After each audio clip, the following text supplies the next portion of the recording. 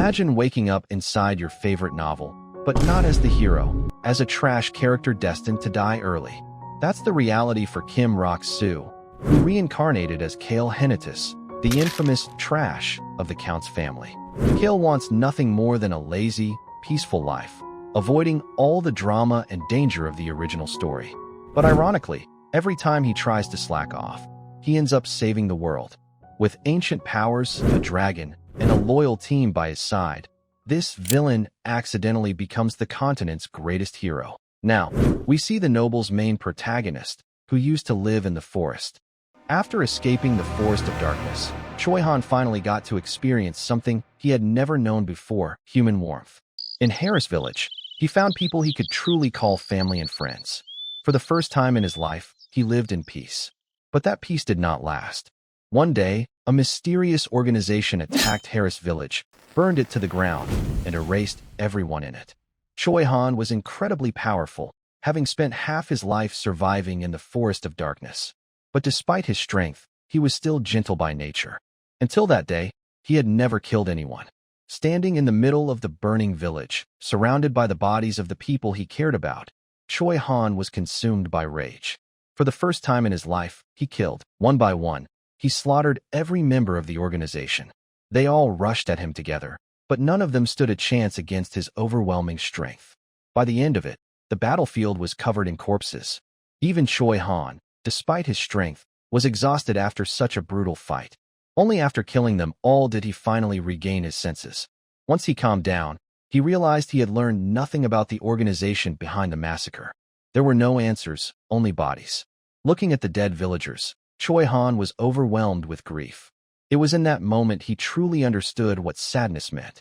Filled with anger and sorrow, he swore to hunt down everyone responsible and kill every last one of them. After leaving Harris Village behind, Choi-han entered a city for the first time. This city was located in the central region of the Henituse territory. And by pure bad luck, the first person he ran into was Cale Henituse, the infamous trash of the Count's family. Because of Cale's behavior, Choi-han beat him badly. And that brings us to our main character. Cale begins narrating his situation. He explains that when he opened his eyes, he had woken up inside Cale Henituse's body. Just like any other day in his previous life, he had been at home reading a novel called The Birth of a Hero. But somehow, he had fallen asleep and woken up inside that very story. Looking at himself, Cale quickly realizes the situation is real. He really has become Cale Henituse.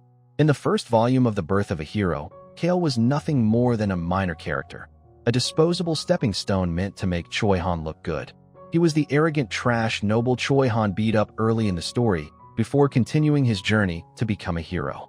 Still, Cale does not think his situation is entirely hopeless. In his previous life, he had been Kim Rock-soo, an orphan with no money, no family, and no real attachments. There was no one who would be affected by his death. He had lived a dull and lonely life, and more than once, he had wondered if dying would make any difference at all. But even then, one thing was certain: he did not want to die. He hated pain. He hated suffering. And even if this new life was flawed, it was still far better than the one he left behind. So no matter what happened, he planned to survive. After checking his body, Cale notices something important. There are no injuries on him yet. That means he has not met Choi-han. That was good news. The original Cale first met Choi-han while drunk and picked a fight with him over something as stupid as alcohol. That pointless incident ended with Choi-han beating him badly and leaving him with injuries. It was also the start of Cale's role as nothing more than an early punching bag in the hero's journey. Cale has no intention of letting that happen. As for what happened to the original Cale later in the story, he cannot remember clearly. But that does not matter right now. What matters is simple. He knows the story, and if he knows what is coming, then surviving should be easy. All he has to do is avoid pain, avoid trouble, and live as comfortably as possible. While organizing his thoughts, someone calls out from outside the bathroom. "Young master, are you inside?" Waiting for him is an old man holding a cup of tea. His name is Ron. To most people, Ron looks like nothing more than an old servant. But Cale knows better. Ron is actually a former assassin who crossed over from the Eastern continent. Behind that calm smile is someone far more dangerous than he appears. Cale takes the tea and thanks him, but inwardly, he is already thinking ahead. Ron is dangerous, but he is far from the only threat in this world. There are countless monsters and powerful people across the continent, and if war breaks out as it does in the story, strength will be necessary to survive. At the very least, Cale needs enough power to protect himself and live in peace. Soon, a servant informs him that it is time to get dressed. In the next moment, Cale stands in front of a mirror, fully prepared and looking himself over. He has to admit it. Cale Henituse is ridiculously handsome. Pretty much anything looks good on him. Satisfied, Cale tells Ron it is time to go. As he walks through the mansion, the servants greet him nervously. Every one of them is visibly tense, and one maid can barely even force out a proper greeting. Seeing how scared they are, Cale quickly understands why. The original Cale was not the type to hit people for no reason, but once alcohol got involved, he became a complete disaster. He broke things, caused trouble, and acted like an absolute menace. He drank constantly, wasted money, and lived like human trash. Honestly, that works in Cale's favor. Since everyone already sees him as trash, no one will pay much attention to what he does. That makes things easier. Ron opens the dining room door and politely tells him to enjoy his breakfast.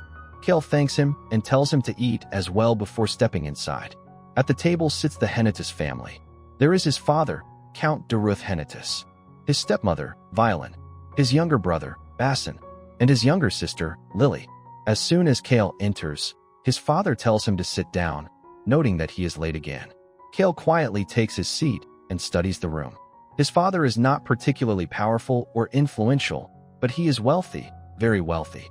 His stepmother and siblings mostly ignore him, which suits Cale just fine. A quiet household where no one cares about him is exactly the kind of place he can live peacefully. As breakfast begins, the atmosphere remains awkward. Everyone keeps glancing at Cale, clearly expecting him to complain like usual. But instead, he simply starts eating. And then he smiles. That alone is enough to shock everyone at the table. Bassin nearly drops his spoon. Even Cale notices how strange that reaction is. Apparently, the original Cale was such a disaster that simply eating without causing a scene is enough to alarm the entire family. His father hesitantly comments that the food is good. Normally, Cale would have insulted it. But instead, he calmly agrees and says it tastes fine. His father looks genuinely stunned. Still, he seems relieved to see Cale eating without throwing a tantrum and tells him he is glad he is enjoying the meal. Cale continues eating in silence, already thinking ahead. If Bassin inherits the title in the future, then Cale can live comfortably as the Count's older brother without responsibility. And if war spreads too far, he can simply gather his money, leave, and disappear somewhere safe. That is the ideal plan. Then his father suddenly asks if he needs anything. Cale thinks for a moment before giving the most practical answer possible. Money. He asks for as much as his father is willing to give. And without hesitation, his father agrees. A lot. When Cale sees the amount he is given, even he is stunned. This is not just wealth. This family is filthy rich. As he pockets the money, Cale quietly revises his plans. With this much money, surviving just became much easier. Then he turns to Ron and asks for the date. Ron replies that according to the Felix calendar, today is the 29th day of the 3rd month, year 781. The moment Cale hears that, his expression sharpens. That means there is not much time left. Choi Han will arrive in the Henituse territory very soon. The scene shifts to a busy city street as Cale steps out of his carriage and approaches a local shop. His guard follows closely behind him. Without looking back, Cale says, "You can leave now." The guard freezes in surprise. "Excuse me." Cale glances at him and replies, "Do I need to repeat myself?" With that, he continues toward the shop entrance. The guard quickly asks, "Young master, aren't I supposed to wait for you?" Cale pauses for a moment before answering, "I'll be a while." He pushes open the door and walks inside. At the sound of the door opening, everyone in the shop turns to look. The atmosphere instantly becomes tense, but Cale pays no attention to anyone except the shop's owner. Looking at the man, Cale thinks to himself, this wealthy merchant is named Billos. Honestly, he looks like a walking piggy bank. He places a stack of money on the counter and says, "I'll be staying on the 3rd floor all day. Bring me some tea, nothing sour." As he heads upstairs, he asks, "Do you have any novels or poetry collections?" Billos immediately responds, "Of course, young master. We have a large selection of novels." Cale nods. "Good. Bring me something interesting. Maybe a fantasy novel as well. Right away, young master. Cale hands him a coin and adds, I'll probably order more tea later, so keep the change. The moment Bilos sees the coin, his eyes widen. Young master, this is worth 1 million galleons. That's an enormous amount of money. For reference, galleons are the local currency. Cale simply shrugs. I have more than enough money. Consider it a tip. The scene then shifts to Cale sitting alone in his room, gazing out the window. As he looks outside, he recalls something from the novel. This is the very place where Choi Han first arrived in the story. He came here to inform the Count about the attack that was about to take place. Everyone Choi Han cared about had been killed, and he originally came seeking information about the assassins responsible. He's the kind of person who always puts others before himself. At that moment, we're shown a flashback from the original novel, the first meeting between Cale and Choi Han. In the original novel, Cale shouted at Choi Han, We're the rulers of this land. Why should we care about a bunch of useless villagers? The wine glass in my hand is worth more than the lives of people like you. After hearing that, Choi Han simply smiled. Is that so? Interesting. Then he added, I wonder if you'll still feel that way after this. With that, he grabbed Cale by the face. Remembering that scene, Cale couldn't help but feel uneasy. He had already read this part of the novel. After all, if I want my first meeting with Choi Han to go smoothly, I need to make a good impression. But I'm still feeling nervous. Maybe I should stop overthinking the story so much. He turns and looks out the window.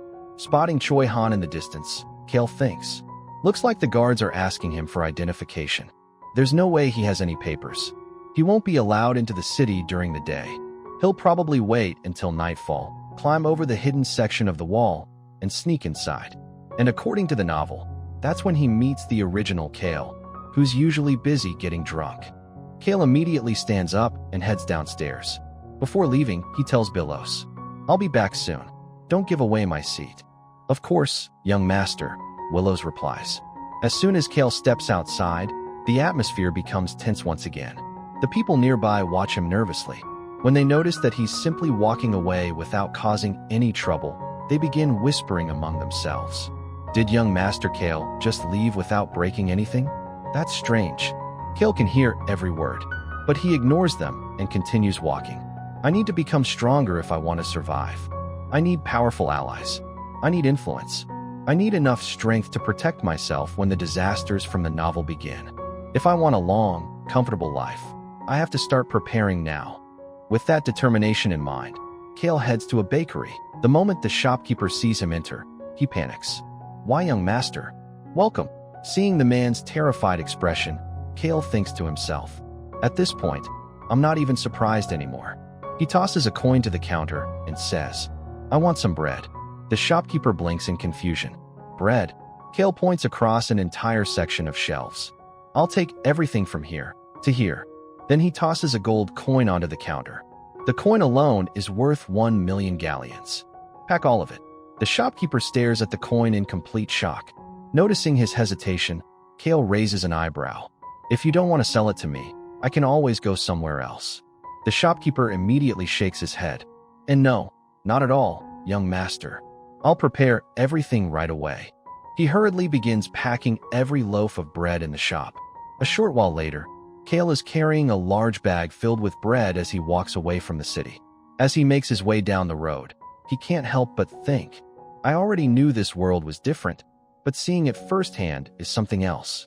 Maybe it's because this is a fantasy world, but it's still hard to believe I've ended up inside the body of a trashy side character. He glances down at his shoes. The muddy road has already dirted them. I need to get out of this area as quickly as possible. Not far away, two children quietly watch him pass by. The scene then shifts again. After a long journey, Cale finally reaches a mountain far outside the city. Dropping the heavy bags onto the ground, he wipes the sweat from his forehead. I've come a long way, and carrying all this bread definitely didn't make things easier. Exhausted, he slowly walks toward an old wooden gate. As he pushes it open, he looks around. This place looks ancient. Then his eyes widen. Standing before him is an enormous tree. That tree has to be at least 100 years old. Just then, a child's voice calls out from nearby. You shouldn't go near that tree. The two children from earlier suddenly appear and call out to Cale. Don't go near that tree. It's a man-eating tree. It devours people.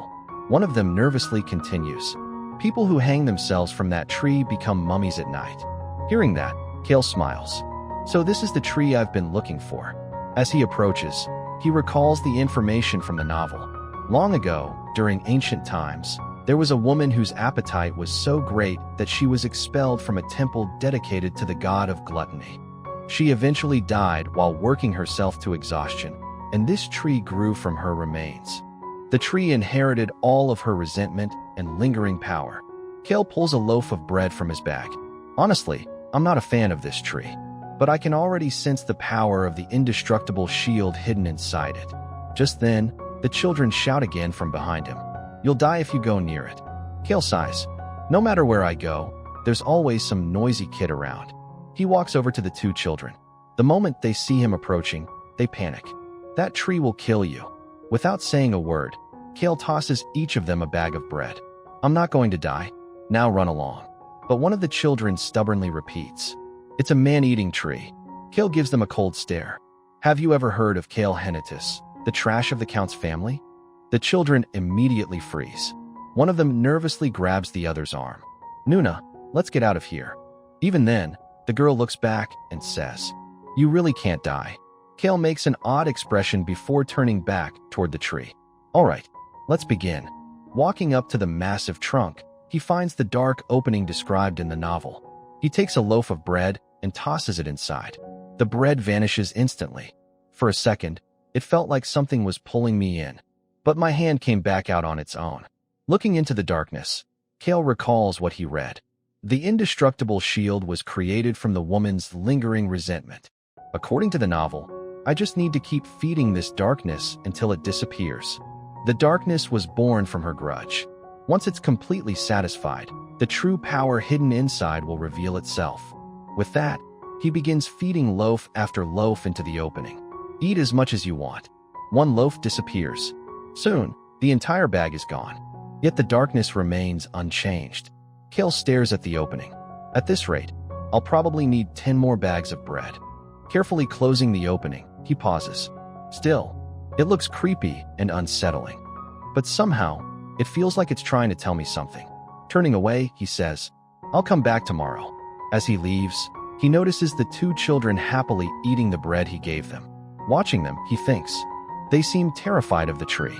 But if they ever stuck their heads into that opening out of curiosity, the tree would swallow them whole. That's way too dangerous. Before leaving, Cale gives them a warning. If you want more bread tomorrow, don't tell anyone about what happened here today. The children immediately nod. The scene then shifts back to the tea shop. As Cale prepares to leave, Billows greets him. Heading out already? Yeah. Billows smiles. Please come visit again. Cale nods. The tea was excellent today. And I've only finished half the novel, but it's surprisingly good. I liked how the protagonist gradually discovered his abilities and grew stronger. Don't let anyone else borrow that book. I'm planning to finish it next time I come. Billow's face lights up. Of course, young Master Cale. I'll reserve it just for you. As Cale leaves, Billows bows respectfully. Please come back soon. I'll be looking forward to your next visit. Sometime later, the scene shifts to a tavern. The moment the tavern owner sees Cale enter, a look of pure terror appears on his face. The tavern owner immediately bowed his head. Welcome, young Master Cale. Seeing how nervous the man looked, Cale couldn't help but think. He looks terrified. Then again, that wasn't surprising. The original Cale had a habit of getting drunk and destroying everything around him. Walking up to the counter, Cale tossed a coin onto the table. Bring me the same bottle as usual. And some roasted chicken. The tavern owner hesitated. Young master, would you like to take a seat first? Cale simply stared at him in silence. The poor man instantly panicked. All right, away. I'll bring it immediately. He rushed off without another word. While waiting, Cale glanced around the tavern. The people sitting inside were doing their absolute best to ignore him. Interesting. All these gangsters, swindlers, and shady characters are pretending I don't exist. Thinking about it more carefully, Cale realized something strange. Most spoiled nobles surrounded themselves with people like this. But the original Cale was different. He genuinely despised criminals, scammers, and thugs. To him, they were nothing more than worthless parasites. A few moments later, the tavern owner returned. Young master, your order. A bottle of expensive liquor and a plate of roasted chicken were placed in front of him. Cale grabbed them and immediately left. This is the same liquor the original Cale always drank. The scene then shifts. As Cale walks through the city, he opens the bottle and takes a drink. Almost immediately, warmth spreads through his body. That's better. He recalls the details from the novel. If I walk about 100 steps from the city gate along this wall, I should find the place. A short while later, he reaches his destination. Looking ahead, a small smile appears on his face. Just as I expected, sitting nearby are two small kittens. Cale immediately recognizes the location. This is where Choi Han entered the city. He jumped over the wall right here. And because these two kittens happened to be underneath him, he twisted his ankle trying not to land on them. Coincidences really do play a huge role in this world. Thinking about that, Cale can't help but admire him. Seriously, he's a genuinely good person, and I've finally found him. At that moment, Choi Han notices Cale and looks directly at him. The sudden eye contact makes Cale slightly nervous. Good thing I had a few drinks. If I act a little strangely, he probably won't think too much about it. Then another thought crosses his mind. If you want to make a good first impression on someone, the easiest way is to feed them when they're hungry. Cale kneels down and holds out the roasted chicken toward the kittens. You two look hungry. Go ahead and eat. Tearing the chicken into smaller pieces, he places the food in front of them. Want some roasted chicken? As one of the kittens cautiously approaches, Cale gently pats its head. There you go. Eat up and get stronger. After a moment, he glances toward Choi Han. Do you have somewhere to stay? There is no response. Not much of a talker, huh? Still, Cale continues. Are you hungry? Choi Han remains silent. Just like I thought. He's observing me. Cale sighs. You're not going to answer? Finally, Choi Han speaks. Yes, I'm hungry. The moment he hears that, then come with me. I'll buy you something to eat.